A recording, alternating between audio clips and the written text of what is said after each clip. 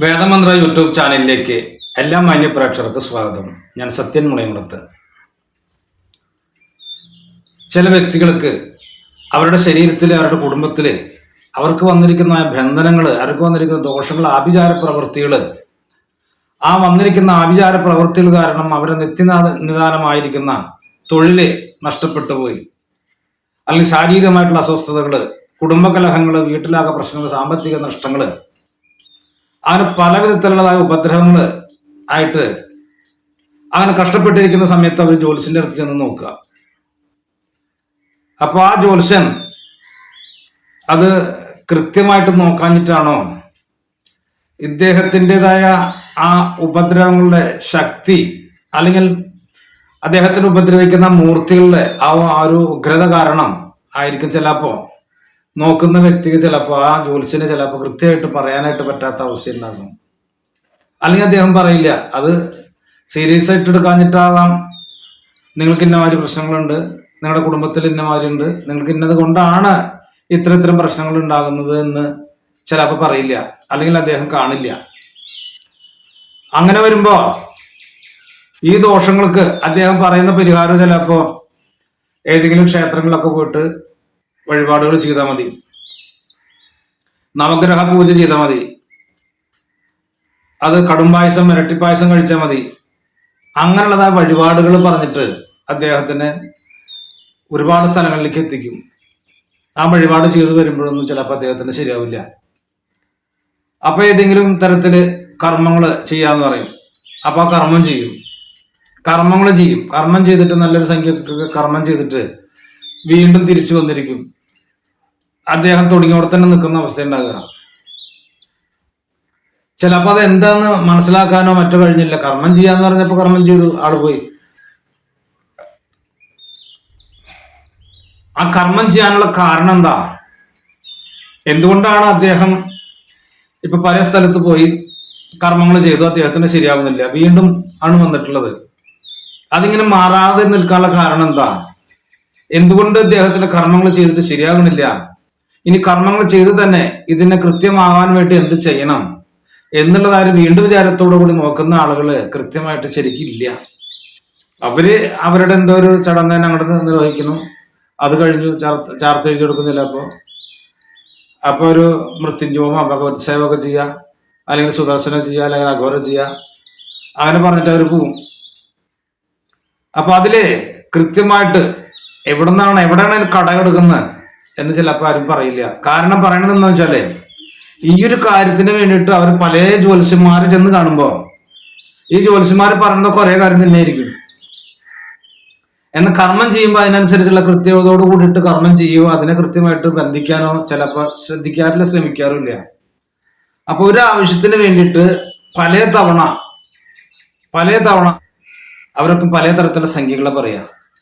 അപ്പൊ ഒരുപാട് പൈസകൾ ചെലവാക്കിയിട്ട് നാണം കെട്ടിരിക്കുന്ന ഒരു വ്യക്തിയായിരിക്കും അത്. അപ്പൊ അത് അവിടെ ചിലപ്പോൾ ശരിയായെന്ന് വരില്ല. പിന്നീട് ഒരു ശരിയാവുന്നൊരു സ്ഥലത്തേക്ക് ചെല്ലുമ്പോൾ അദ്ദേഹത്തിന് വിശ്വാസം ഉണ്ടാവില്ല, അവരുടെ വീട്ടുകാർക്ക്, വ്യക്തികൾക്ക് ആർക്കായാലും വിശ്വാസം ഉണ്ടാവില്ല. കാരണം ഈ കണ്ട പൈസ കൊണ്ടുപോയിട്ട് ചെലവാക്കാനല്ലേ ചെയ്തേ, എന്നിട്ട് എന്തുകൊണ്ട് ശരിയായില്ല? ഇത് ആരാ കളവ് ചെയ്യണ, ആരാ ശരി ചെയ്യണമെന്ന് ആർക്കറിയാം? ഇത്ര സ്ഥലത്ത് പോയിട്ട് ഓരോ കാര്യങ്ങൾ ചെയ്തു, എന്തുകൊണ്ട് ശരിയായില്ല? അപ്പൊ അതുകൊണ്ട് ഇങ്ങനെ ചെയ്യണ്ട, നമുക്ക് വന്നോടത്ത് വെച്ച് കാണാം എന്ന് പറഞ്ഞിട്ട് നിർത്തുന്ന ആളുകളുണ്ട്.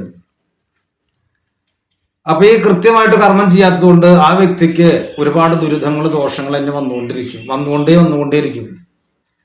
അദ്ദേഹത്തിന് പറയുന്ന ആഗ്രഹം ഉണ്ടായിരിക്കും, എനിക്ക് അങ്ങനെയൊന്നല്ല, അല്ലെങ്കിൽ എനിക്ക് ഇങ്ങനെയാണ്, എനിക്ക് ശരിക്കും ഉറക്കമില്ല, എനിക്ക് എന്റെ ബോധം കൊണ്ട് ചെയ്യുന്നതല്ല, ശരിക്കും എന്റെ അറിവുകൊണ്ട് ചെയ്യുന്നതല്ല, ഞാൻ എന്തോ ചെയ്യാൻ എന്നെ പ്രേരിപ്പിക്കണം, അല്ലെങ്കിൽ ചെയ്തു പോകുന്ന ഓരോ കാര്യങ്ങൾ, ചില ദുരിതങ്ങളൊക്കെ ചെയ്യുന്നവരുണ്ടായിരിക്കും.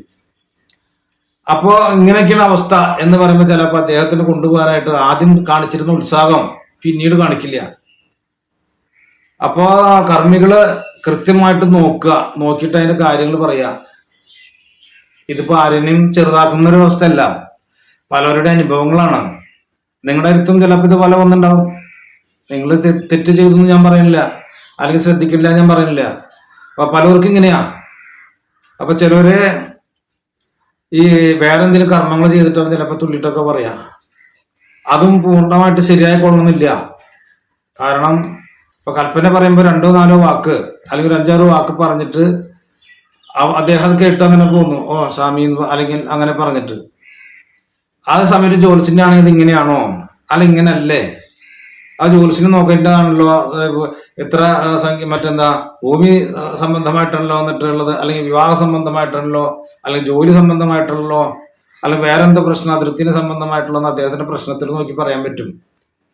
ആ സമയം ഒരു തുള്ളിയിട്ട് പറയുന്ന ഒരാള് നല്ലതായിട്ട് പറയുന്നവരുണ്ടാവും, തെറ്റായിട്ട് പറയുന്നവരുണ്ടാവും. അപ്പൊ ആ ആള് പറയുന്ന അറിവില് ചിലപ്പോൾ നമ്മൾ എന്തിനു ചെയ്തു കഴിഞ്ഞാൽ അത് ശരിയായിക്കൊള്ളുന്നില്ല.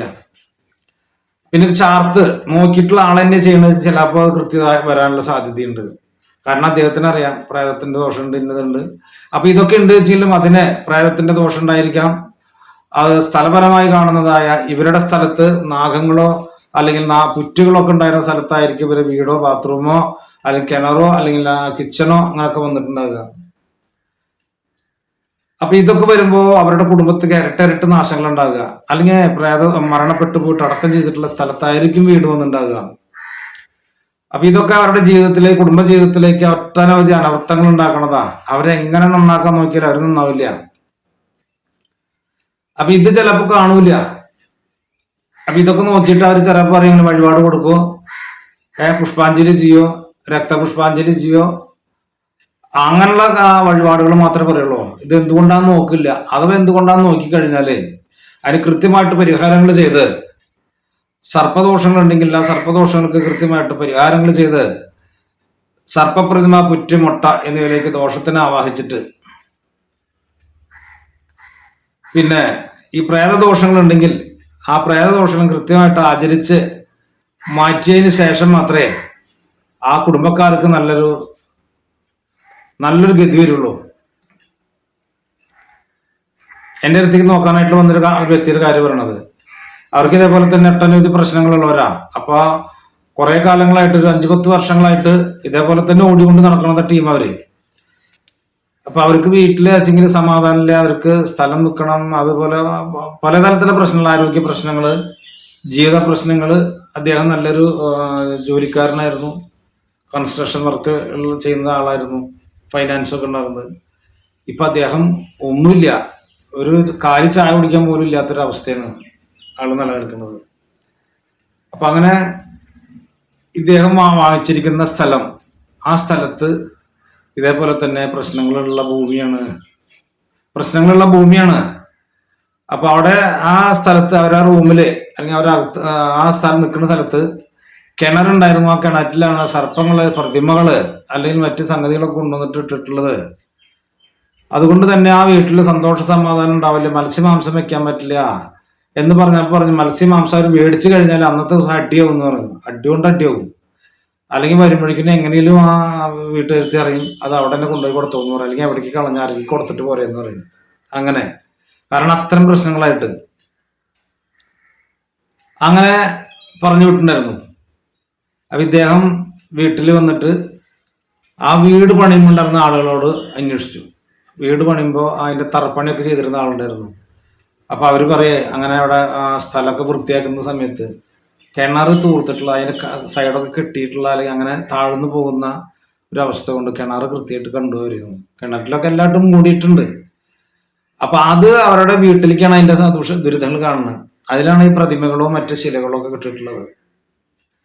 ശില എന്ന് പറയുമ്പോൾ അവിടെ ആചരിച്ചു വന്നിരുന്നതായ ദൈവങ്ങളുടേതായ ആ ഒരു രൂപങ്ങള്. അതേപോലെ തന്നെ അതൊരു സ്ത്രീ വീണ് മരിച്ചിട്ടുണ്ട്. അപ്പൊ ഇങ്ങനെ നമ്മൾ ഇങ്ങനെ പറഞ്ഞുമ്പോ ചിലപ്പോ അത് വിശ്വസിച്ചോളണമെന്നില്ല. അവർക്ക് അനുഭവം ഉണ്ടാവണം. അങ്ങനെ കർമ്മങ്ങൾ തുടങ്ങിയിട്ട് ആവാഹിക്കുമ്പോഴും കുറെ വിഷയങ്ങളൊക്കെ ആയി തുടങ്ങി. അങ്ങനെ ആവാഹിച്ച് നോക്കുമ്പോൾ ഇതിൽ കൃത്യമായിട്ട് കിട്ടണില്ല. ഗുളികൻ ആവാഹിക്കണം, ഗുളികൻ വരുന്നില്ല. ഗുളികൻ എന്ന് പറഞ്ഞാൽ മൂർത്തി ഗുളികനല്ല, പ്രേതത്തിനെ. ഈ സ്ഥലപരമായി കാണുന്നതായ പുരുഷ പ്രേതദോഷങ്ങള് പ്രതിമയിലേക്ക് സാന്നിധ്യമാവട്ടെ എന്ന് പറഞ്ഞിട്ട് ഞാനൊഴി ആവാഹിക്കുന്നുണ്ട്, വീട്ടുകാരൊഴിയുണ്ട്, വരണില്ല. അങ്ങനെ 3-4 തവണ കഴിഞ്ഞപ്പോ എന്തുകൊണ്ട് നോക്കുന്നുണ്ട്. അപ്പോഴേക്കും ആ വീട്ടിൽ തന്നെ ഒരു വ്യക്തി, ആള് പെട്ടെന്ന് തുള്ളി. ഞങ്ങൾ പറഞ്ഞത് ആളവിടെ നിൽക്കുന്ന അടുക്കളയിലുണ്ട്. ആൾക്ക് എന്തോ പറയാനുണ്ട് എന്ന് പറഞ്ഞു. എന്തോ പറയാനുണ്ട്. അപ്പൊ അതെന്താണ് ഇന്ന് അറിയട്ടെ എന്ന് പറഞ്ഞു. അപ്പൊ ഈ വ്യക്തി തന്നെ പറയണത്, ഇവര് താമസിച്ചിരുന്ന സ്ഥലമാണ്, അത് പല കാരണങ്ങളെ കൊണ്ട് ദ്രോഹങ്ങളൊക്കെ ചെയ്തിട്ട് അതിന്റെ ദോഷങ്ങളെ കൊണ്ട് ആണ് അവർ മരണപ്പെട്ടു പോയിട്ടുള്ളത്, സ്വയം മരണപ്പെട്ടു പോയിട്ടുള്ളതാണ്. ഈ കിണറ്റിലും മരണപ്പെട്ടിട്ടുണ്ട് അവരുടെ ആളുകൾ, അല്ലാതെ ഉണ്ട് തൂങ്ങി മരിച്ചിട്ടും അങ്ങനെയൊക്കെ. അപ്പൊ ഇതുകൊണ്ട് ഈ സ്ഥലം അങ്ങനെ ദുരിതമായിട്ട് കിടക്കുന്ന സ്ഥലത്താണ് ഇവര് സമയത്തിന് ഇവർ വന്നിട്ടുള്ളത്. ഇവര് വന്നതിന് ശേഷമാണ് അവർക്ക് ഇതിന്റെ ഉള്ളിൽ മരണപ്പെട്ടു പോയിട്ടുള്ളവർക്ക് അവർ വീണ്ടും ജീവിക്കുന്നൊരവസ്ഥയാണ്. അതുകൊണ്ട് വിട്ടുപോവാം, എനിക്ക് കഴിക്കാനായിട്ട് എന്തിനു വേണം എന്ന് പറഞ്ഞു, കുടിക്കാൻ. അപ്പൊ അദ്ദേഹത്തിന് എന്ത് വേണം എന്നൊക്കെ ഈ വ്യക്തി കൂടി നമ്മൾ അറിയണത്. അപ്പൊ അതിനനുസരിച്ച് അദ്ദേഹത്തിന് ഇളനീര് അവനവിടെ സ്വല്പം വെച്ചു കൊടുത്തു. അത് കഴിഞ്ഞാൽ ഇങ്ങോട്ട് വരണ്ടാന്ന് പറഞ്ഞു. അങ്ങനെ അദ്ദേഹം നിൽക്കുന്നത് കുറച്ചകലെ അവിടെ ഉണ്ടെന്ന് പറഞ്ഞു. കാരണം ഇതിൽ കാണാനില്ല, വരുന്നില്ല. നമ്മൾ ആവാഹിക്കുമ്പോൾ ഇതിലേക്ക് വരണ്ടേ, അപ്പൊ അത് എന്തുകൊണ്ട് വരുന്നില്ല? അപ്പോഴാണ് അദ്ദേഹം തുള്ളിന്ന് പറയണത്. അങ്ങനെ ഇനി അദ്ദേഹത്തിനെ പോയിട്ട് അവിടുന്ന് കൊണ്ടുപോരെന്ന് പറയുന്നു. അങ്ങനെ ഒരു തിരി കത്തിച്ച് കൊണ്ടുപോയി മന്ത്രങ്ങൾ ചൊല്ലി ആവാഹിച്ചു വന്ന് ആ പ്രതിമയായിട്ട് നോക്കുമ്പോൾ കൃത്യമായിട്ട് ഗുളികൻ പ്രസാദിച്ചു.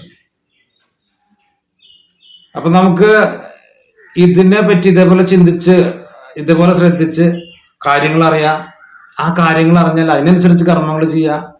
ആ കർമ്മങ്ങൾ ചെയ്തിട്ട് അതിന് പിടിച്ച് ബന്ധിക്കുക. അതൊക്കെ വലിയ ഡ്യൂട്ടിയാ, വലിയ ഉത്തരവാദിത്തം. അത് ഇപ്പൊ ഒരു വലിയൊരു മരം, ആ മരം നല്ല ഹൈറ്റിൽ നിൽക്കുന്ന മരമാണ്. ആ മുറിക്കുന്ന ആൾക്കറിയാം അതിന്റെ കഷ്ടപ്പാട്. അപ്പൊ അത്രയും ഓരോ ചില്ലകളും മുറിച്ച് അടുത്ത പെരാമലിക്ക് വീഴാതെ അദ്ദേഹം വളരെ വിദഗ്ധമായിട്ട് ചെയ്യുന്നുണ്ടെങ്കിൽ ആ അദ്ദേഹം പണിക്കാരനാ. അപ്പൊ അത് അതിന്റെ കട വരാൻ മുറിച്ച് അതിനെ തട്ടിയിട്ട് പീസാക്കുമ്പോഴോ അപ്പോഴാണ് അതിനെ ശരിക്കും പണിക്കാരൻ കൃത്യമായിട്ട് അറിയുന്ന ആള് എന്നുള്ളൊരു വരിക. അല്ലെങ്കിൽ അതൊരു കൊമ്പ് മുറിച്ച് അപ്പുറത്തെ വീടിന് പോയി, അവരുടെ ടെറസ് പോയി, അവരെ പാരപ്പറ്റ് പോയി, അത് പോയി ഇത് പോയി, സംഗതി ബുദ്ധിമുട്ടായി. അപ്പൊ ഇതൊക്കെ കൃത്യമായിട്ട് അറിയുന്ന ഒരു പണിക്കാരനാണെന്ന് വെച്ച് കഴിഞ്ഞാൽ അതെല്ലാം അവസാനിപ്പിച്ച് വളരെ വൃത്തിയാക്കിയിട്ടാണ് പോവുക. അപ്പൊ അതേപോലെ തന്നെ എന്തുകൊണ്ടാണ് എന്നുള്ളത് നോക്കുന്ന സമയത്ത്, ആവാഹിക്കുന്ന സമയത്ത് കണ്ടില്ലെങ്കിൽ അത് ഒഴിവ് നോക്കുന്ന ആളോട് ചോദിക്കുക. അല്ലെങ്കിൽ ഈ പറഞ്ഞ പോലെ തന്നെ അദ്ദേഹത്തിന് ഭാഗ്യം ഉണ്ടെങ്കിൽ, അദ്ദേഹത്തിന്റെ മുഖത്തുള്ള നല്ല അനുഗ്രഹം ഉണ്ടെങ്കിൽ ചിലപ്പോൾ ഇതേപോലെ എന്തെങ്കിലും പൊട്ടിച്ചാടി പറയും. അങ്ങനെ ആവാഹിച്ചു കൊണ്ടിരിക്കുന്ന സമയത്ത് വീണ്ടും ഒരു 4-5 പ്രതിമകൾ ഉണ്ടായിരുന്നു. അപ്പൊ അതിലേക്ക് ഇനി സ്ഥലത്തെ ഇവരുടെ ആരും മരണപ്പെട്ടു പോയിട്ടില്ല. ഈ ആളുകളുടെ അച്ഛനോ അമ്മയോ, അച്ഛനും അമ്മയുണ്ട്, അച്ചാച്ചനും അവരൊക്കെ മരിച്ചിട്ടുള്ളത്. പക്ഷെ ഈ സ്ഥലത്ത് തന്നെ ഒരുപാട് ദുരിതങ്ങളാണ് കിടക്കുന്നത്. അപ്പൊ അങ്ങനെ ആ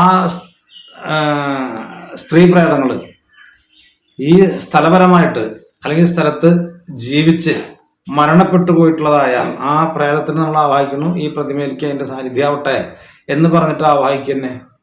നേരത്തെ ഉണ്ടായ പോലെ തന്നെ 2-3 കുഴപ്പമില്ലാണ്ട് ആവഹിച്ചു. പിന്നെ അതിന്റെ കിട്ടണില്ല, സ്ത്രീ പ്രേതത്തിന് പറയുമ്പോൾ കിട്ടണില്ല എന്ന് പറഞ്ഞാല് നമുക്കിവിടെ ആവാഹിച്ചു അതിന് സാന്നിധ്യമായിട്ടുണ്ടെങ്കിൽ ഗുളികനും പ്രസാദിച്ച് കാണും. ആ ഗുളികൻ 8-ല്ല 6-ല് 8 വരുന്നത്. അപ്പൊ അങ്ങനെ നോക്കുമ്പോ പെട്ടെന്ന് പ്രാർത്ഥിച്ചപ്പോ ഇങ്ങനെ ആ സാധനം ഉഗ്ര കോപിയായിട്ട് നിൽക്കുന്നത്. അതൊക്കെ ഒരൊറ്റ നോട്ടം നമുക്ക് കാണിച്ചു. മുഖം ചീഞ്ഞിട്ടുള്ള ഒരു ഇതില്ല കാണുന്നത്. ചീഞ്ഞിട്ടുള്ളത് എങ്ങനെ, ഈ ചെളിപുള്ളിയായിട്ട് മുഖമുള്ള മണ്ണ് പോലെ.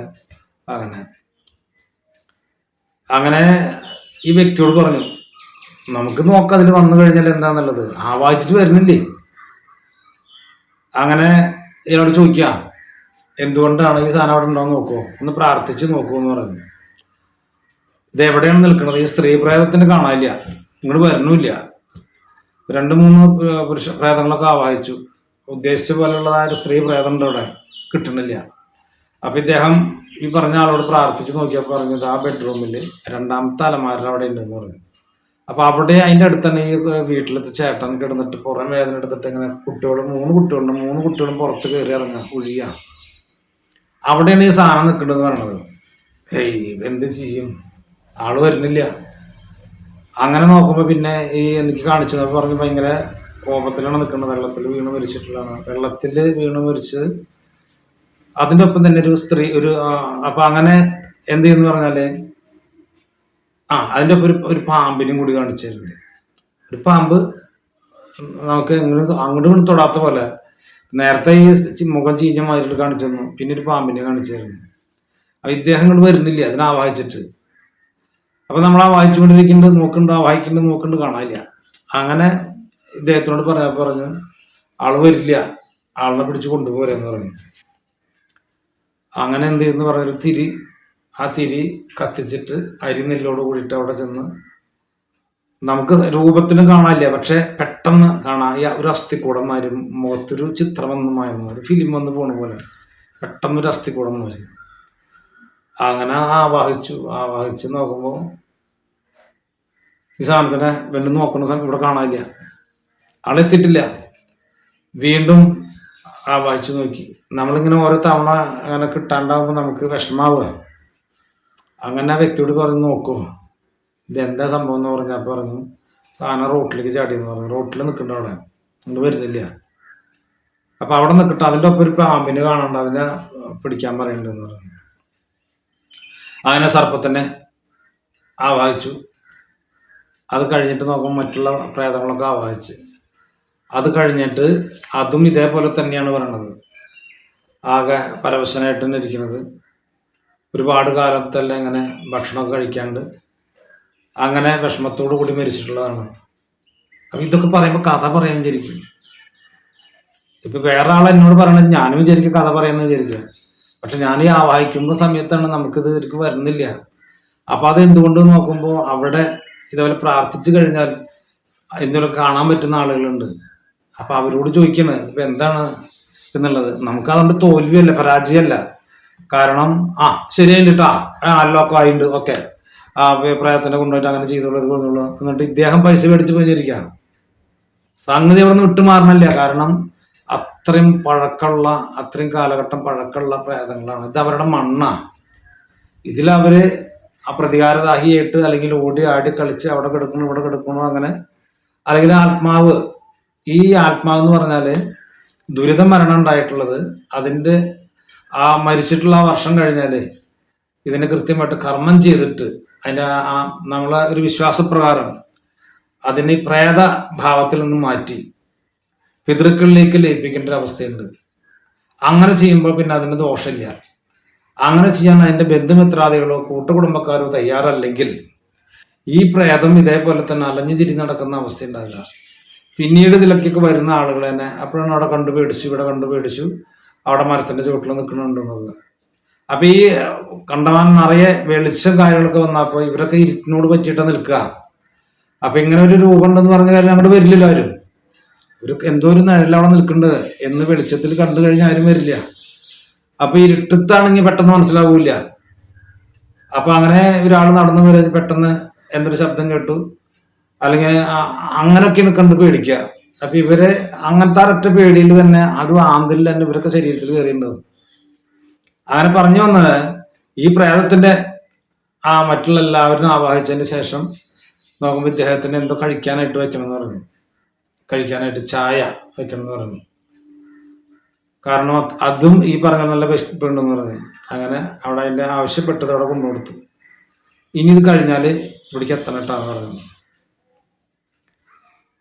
അങ്ങനെ ഇത് കഴിഞ്ഞു. അപ്പൊ ഒരു ഒറ്റയ്ക്കൊരു പ്രതിമ, ഒരു സ്ത്രീ പ്രതിമ മാത്രം വെച്ചു. മറ്റതെല്ലാം കൂടി ഒന്നിച്ച് വെച്ചിട്ടുണ്ടായിരുന്നേ. അപ്പൊ അത് ഒറ്റയ്ക്ക് വെച്ചിട്ട് അതുമിലേക്ക് ആവാഹിച്ചു. അവിടെ തന്നെ പോയിട്ട് ആവാഹിച്ചു കൊണ്ടു തിരിയോട് കൂടിയിട്ട് ആവാഹിച്ച് അരി നെല്ലിട്ട് ആ പ്രതിമ എനിക്ക് വെച്ചു. അങ്ങനെ നോക്കുന്ന സമയത്ത് ആള് മുട്ടു പോകുന്നു. അപ്പൊ നമ്മള് 2 മിനിറ്റ് ഒന്നാലും നാണക്കേടാവാനാവും, നമുക്ക് തോൽവി ആവും ചിലപ്പോ മറ്റുള്ളവരുടെ കാഴ്ചപ്പാടില്.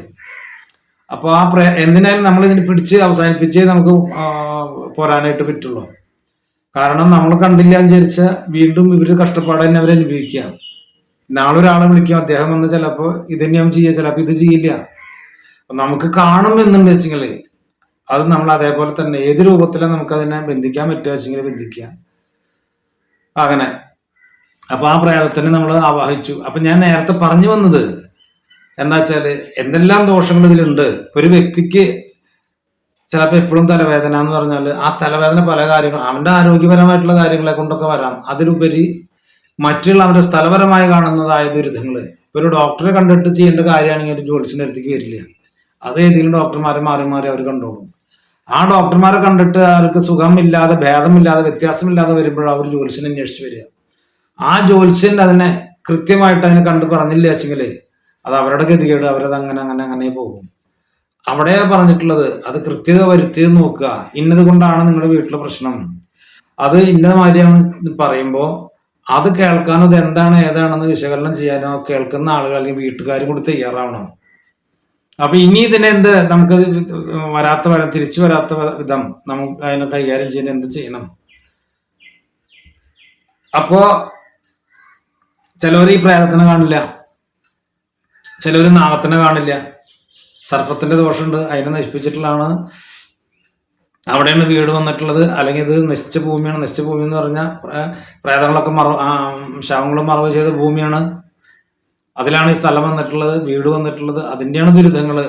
അത് ഒന്നുകിൽ ഈ വീട് പൊളിക്കുക, അല്ലെങ്കിൽ പൊളിക്കാതെ അതിനെ ആവാഹിച്ച് മാറ്റി കഴിഞ്ഞാൽ ഗുണം കിട്ടുമോ എന്നുള്ളതൊക്കെ നോക്കുക. ചിലപ്പോൾ ബോഡികളൊക്കെ മറവ് ചെയ്തിട്ടുള്ള വെച്ചെങ്കിൽ അത് എത്ര ചെയ്തിട്ടും അത് നന്നാവില്ല. കാരണം ആ പ്രേത സാന്നിധ്യങ്ങൾ അതിൻ്റെ ഉള്ളിലുണ്ടായിരിക്കും.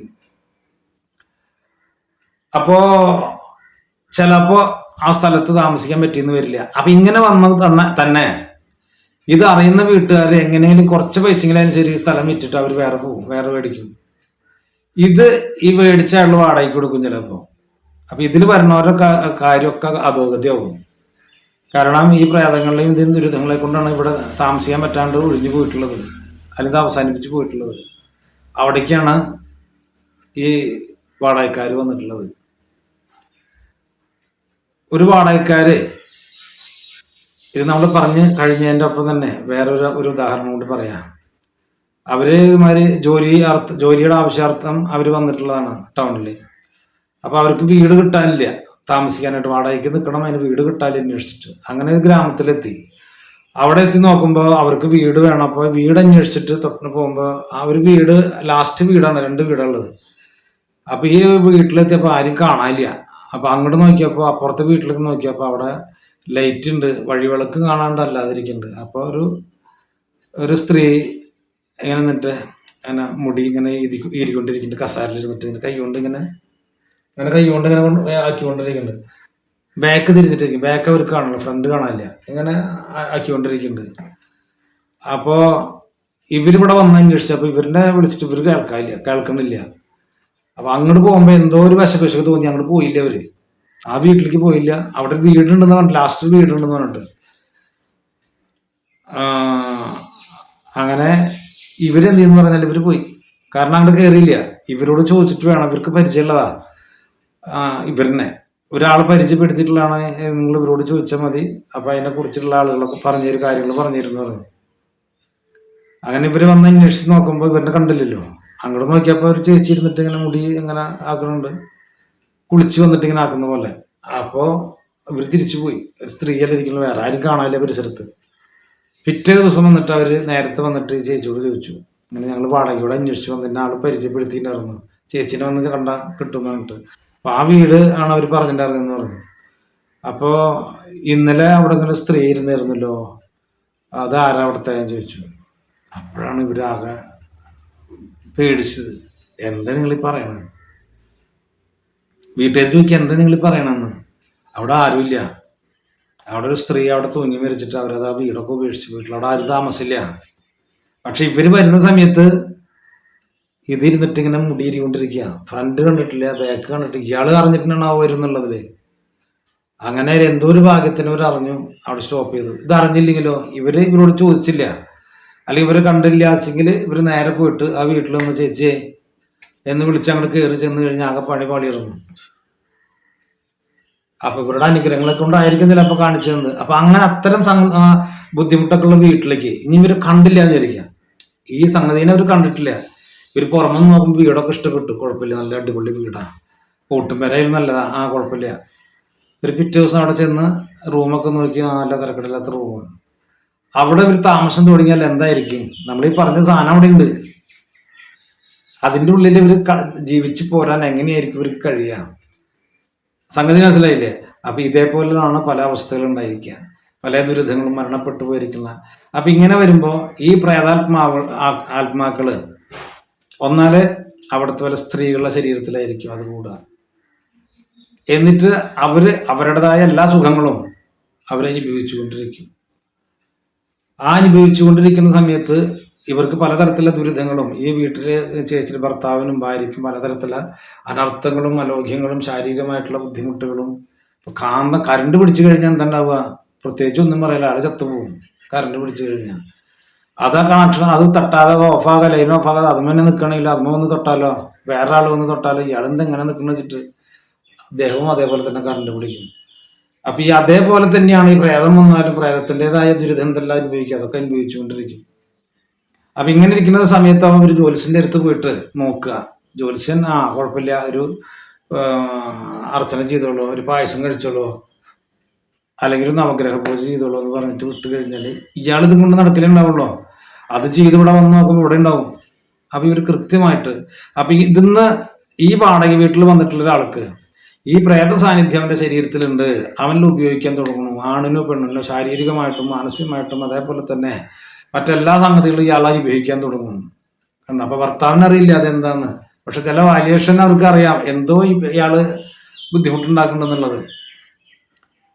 അങ്ങനെ ആ ഈ ഘട്ടത്തിലിരിക്കുമ്പോ, ഇങ്ങനെയുള്ള ഈ ഘട്ടത്തിലിരിക്കുമ്പോ ഇതിന്ന് ഈ സ്ഥലത്ത് നിന്ന് വിട്ടുമാറാനായിട്ട് അവർക്ക് യാതൊരു കാരണവശാലും കഴിയില്ല. ഈ ഒരു 10 മാസമായിട്ട് വാടക കൊടുക്കാനില്ല എന്ന് പറഞ്ഞിട്ട് ആളെ തല്ലി പുറത്താക്കിയാലും ചിലപ്പോ ആ പുറത്താക്കുന്ന ആൾക്കോ ബുദ്ധിമുട്ട് വരിക. ഇവർക്ക് കുഴപ്പമുണ്ടാവില്ല, ഇവർക്ക് പോകാൻ പറ്റില്ല, വേറൊരു വീടും കിട്ടില്ല, ഇവിടുന്ന് പോകാനുള്ള സംഗതിയും ശരിയാവില്ല. അപ്പൊ അങ്ങനെ അഥവാ പോവുകയാണെങ്കിൽ ഈ സംഗതി വീട്ടിൽ ഇവരൊപ്പം ഉണ്ടാവും. ഇവർ ചെല്ലുന്ന സ്ഥലങ്ങളിലൊക്കെ ഇതേപോലെ തന്നെ ആകാം. അങ്ങനെ ഒരുപാട് ആളുകൾക്ക് ഉണ്ടാവുന്നുണ്ട്. അതുകൊണ്ട് പറഞ്ഞത് ഇല്ലാത്തവരുണ്ട്, ഉള്ള ആളുകളുണ്ട്. പക്ഷെ നമ്മളുടെ ആവശ്യം എന്ന് പറഞ്ഞാൽ അവരുടെ ദുരിതങ്ങൾ എന്താണെന്ന് കൃത്യമായിട്ട് അറിഞ്ഞ് കൃത്യമായിട്ട് പരിഹാരങ്ങൾ ചെയ്ത് എന്നേക്കുമായിട്ട് ഈശ്വരൻ തന്നിട്ടുള്ളതായ അനുഗ്രഹത്താല് ആ കർമ്മിക്കും ഈ വ്യക്തിക്കും അവരുടെ നല്ല മനസ്സോട് കൂടിയിട്ട് നല്ലത് വരാനായിട്ടുള്ള യോഗം ഉണ്ടെങ്കിൽ അതിന് കൃത്യമായിട്ട് അതിന് പരിഹാരം ചെയ്ത് രക്ഷിക്കുക. അപ്പോൾ കർമ്മീനെയും ഈ വ്യക്തികളെയും ഈശ്വരൻ രക്ഷിക്കും. അപ്പൊ എൻ്റെ ഈ വാക്ക് നിങ്ങൾക്ക് ഇഷ്ടമായെങ്കിൽ ലൈക്ക് ചെയ്യുക, ഷെയർ ചെയ്യുക, സബ്സ്ക്രൈബ് ചെയ്യുക. നന്ദി, നമസ്കാരം.